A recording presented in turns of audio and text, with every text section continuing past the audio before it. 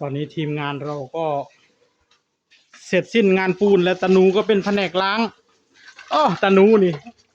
เป็นแผนกเก็บกวาดล้างคักๆเด้อตาหนูเด้อสิได้เอาเมื่อเลยเอออันนี้เด็กกระบะปูนที่ยืมเข้ามานี่เด็กของไผนี่ล้างให้เขาหน่อยเด้อ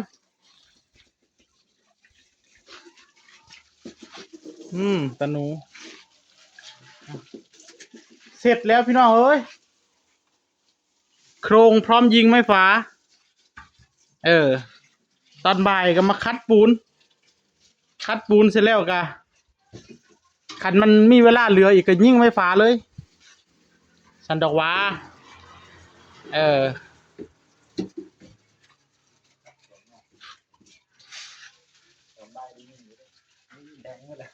แทงมันแล้วบ่โอ้ได้การแล้วได้เนาะปั่นแล้วปั่นเครื่องมันบ่ยากหรอกปั่นเครื่องใส่ยางเขาใส่แล้วก็ปั่นเครื่องนำหมดเลยปั่นได้สิอ๋อมันคือแข็ง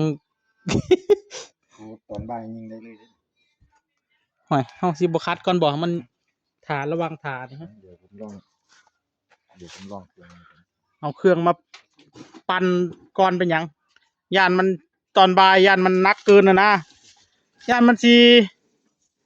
อันนี้เกินนะยาวสายไฟเข้าไปไฟมันยาวเลยยาวเลยยาว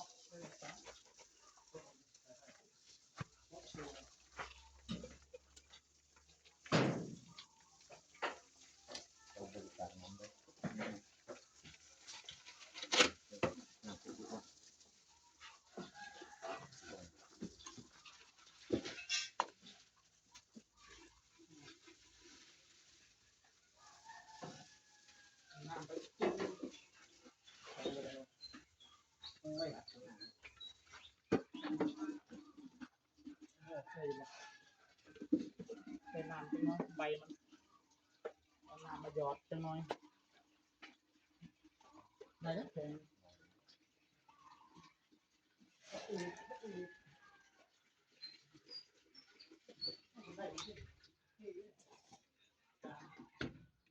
ปัดคอนี่แล้วก็โอเคแล้ว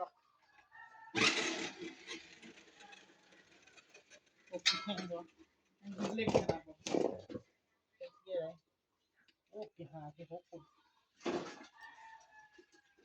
สามก็พอแล้วไว้พวกกระเด็น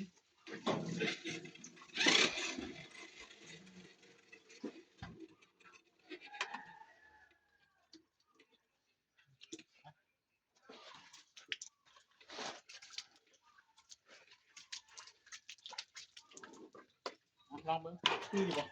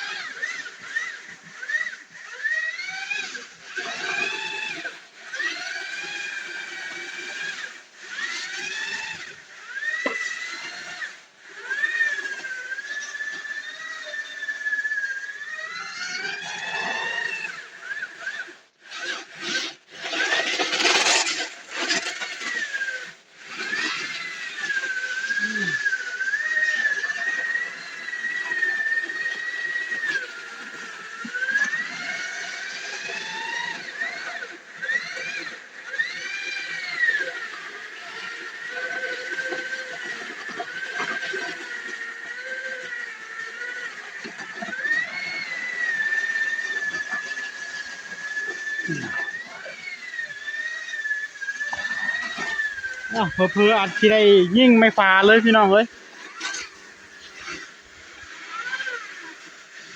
อาจจะยิงแผงนี้เลยนี่เอาแผงหลังนี่ให้ได้เลยนี่มื้อนี้ยิงเลยนี่เพราะว่าสว่าง บ่ใส่น้ำใช่ไหม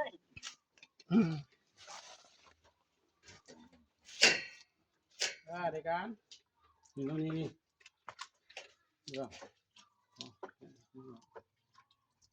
ยังบ่ทันได้ชินกับเครื่องกันชินกับเครื่องง่ายๆเลยนี่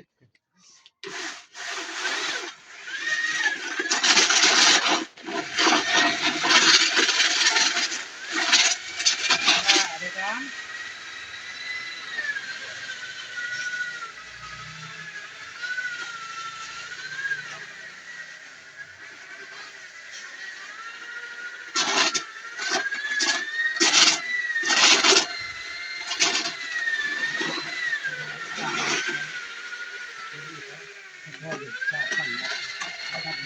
ลงนะ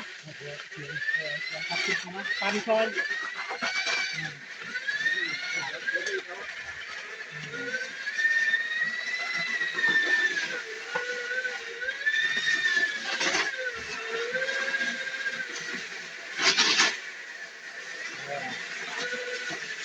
กินเลยก็ได้เอาเกียงซอยเอาอยู่เราทำขั้นทุกคน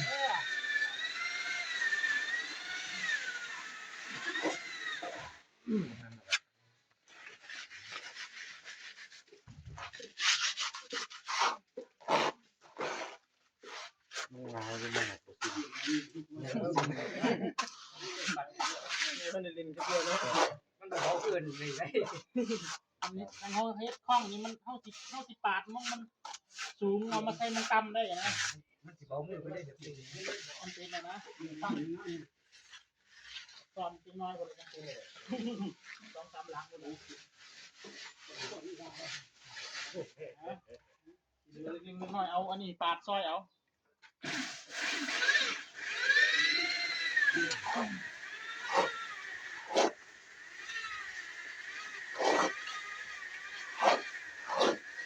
งามเลย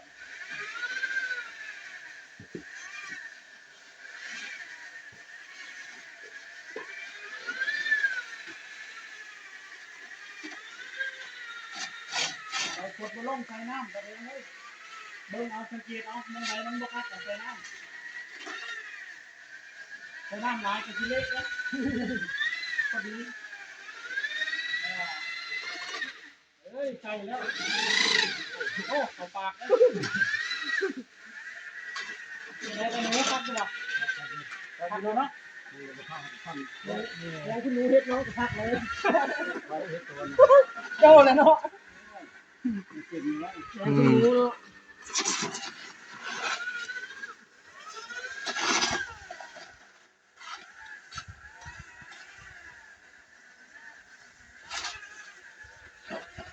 ในการ